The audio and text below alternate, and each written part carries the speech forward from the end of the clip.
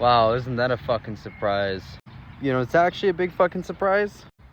My poor old girl got smacked Saturday. So she's not driving right now until the insurance company does something about it.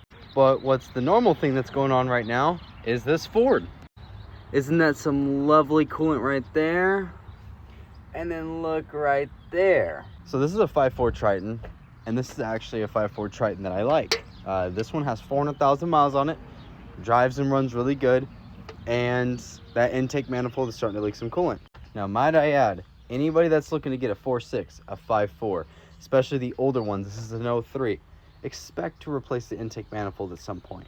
Now, I didn't recommend to the customer right up front, like, hey, let's just replace the intake manifold. I told them, hey, let's take it off, inspect the gaskets. If there's no cracks in the intake manifold and it's still good to use, we can just slap a new gasket set on it and call it a day and be good to go. But he was like, well, if the intake manifold goes bad within a short amount of time, I don't have to pay you to do it again and just put a new one on there anyways. So he doesn't want to double dip in labor with me, so he just asked me, just put the intake manifold. And I said, okay.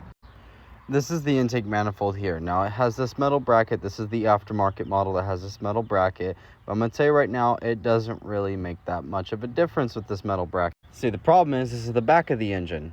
And look, this is where the coolant flows through. Right here and right here. And these seals like to go bad all the fucking time. And these intakes do like to crack. I cannot tell you how many of these I've actually replaced because of the same damn problem. So if you're looking to buy a 5.4, just expect that. Now, did I say they're bad engines because of that problem? No. I think Cummins are really good, and they had a dowel pin issue that shredded the whole motor. So honestly, that is not that big of a deal. They're good trucks.